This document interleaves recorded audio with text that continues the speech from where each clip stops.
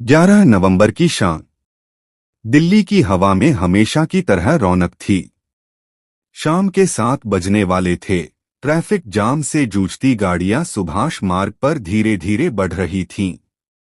लाल किले के सामने की सड़कों पर सैलानी, स्थानीय लोग और ऑफिस से लौटते दिल्लीवासी अपने अपने सफर में मग्न थे। किसी को क्या पता था, कुछ सेकंड बाद वही सड़क एक चीख, एक आग और एक सन्नाटे में बदल जाएगी। Suspense tone. एक I-20 कार सफेद रंग की धीरे धीरे सिग्नल के पास रुकी। ट्रैफिक लाइट लाल हुई और तभी एक भयंकर धमाका। आवाज इतनी तेज थी कि 200 मीटर दूर तक इमारतें हिल गईं। लोग समझ ही नहीं पाए कि हुआ क्या है। आसमान में धुएं का गुबार, जमीन पर बिखरे शीशे और चारों तरफ चीखे। लाल किला मेट्रो स्टेशन का गेट नंबर 1, वही जगह है जहां पल भर पहले भीड़ में जीवन धड़क रहा था।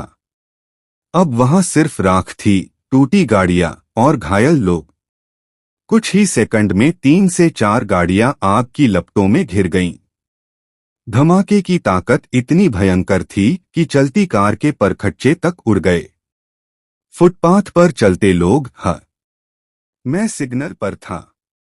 एक पल में इतनी तेज आवाज आई कि मैं कुर्सी से गिर गया। सब तरफ धुआं ही धुआं था।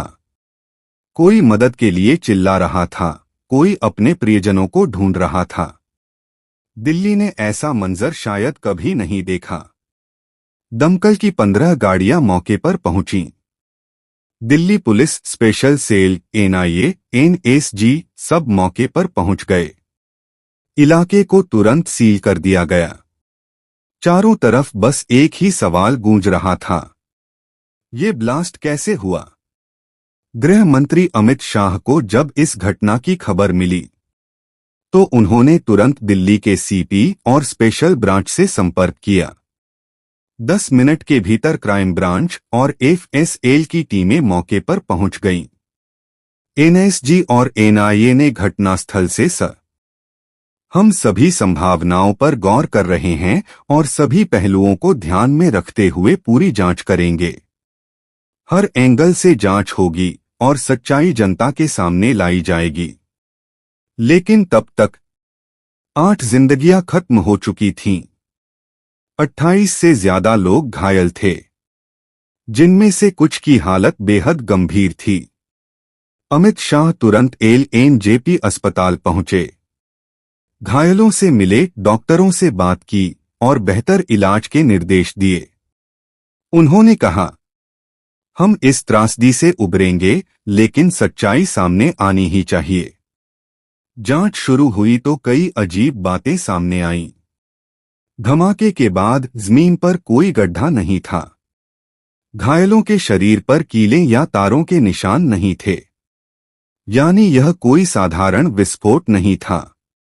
कई एक्सपर्ट्स का मानना है इसमें उच्च गुणवत्ता वाला विस्फोटक इस्तेमाल किया गया था, जो बारूद से भी ज्यादा शक्तिशाली था। स्पेशल सेल की टीम अब I-20 कार के टूटे हुए पुर्जों से नंबर तलाशने में जुटी है, लेकिन अब तक गाड़ी के मालिक की पहचान नहीं हो पाई है। ना ही यह स्पष्ट है कि धमाके के वक्त गाड़ी में कौन था। दिल्ली पुलिस के सूत्रों के मुताबिक यह साधा देश भर में हाई अलर्ट जारी कर दिया गया है। CISF ने एयरपोर्ट्स, मेट्रो, हेरिटेज साइट्स और सरकारी इमारतों पर सुरक्षा बढ़ा दी है। हर जगह निगरानी, हर चेहरा संदिग्ध। प्रधानमंत्री नरेंद्र मोदी ने भी घटना पर गहरा दुख जताया। उन्होंने कहा, दिल्ली में हुए विस्फोट में जिन्होंने अपने प्रियजन खोए हैं, उनके प्रति मेरी संवेदना। घायलों के शीघ्र स्वास्थ्य लाभ की कामना करता हूं। गृह मंत्री और अधिकारी पूरी स्थिति पर नजर रखे हुए हैं।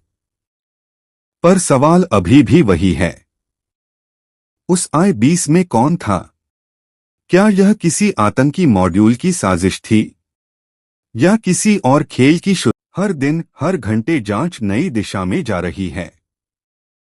CCTV फुटेज खंगाले जा रहे हैं। लेकिन दिल्ली की वो शाम, 7 बजे का वो पल, शायद हमेशा लोगों की यादों में जलता रहेगा। वो सड़क जहां कभी दिल्ली की धड़कनें चलती थीं, आज वहां सिर्फ राख है, सवाल हैं और अधूरे सपने। शायद कुछ जवाब आने बाकी हैं। शायद कोई सच्चाई अभी भी पर्दे के पीछे है। पर एक बात तय है, भारत अब खामोश नहीं रहेगा।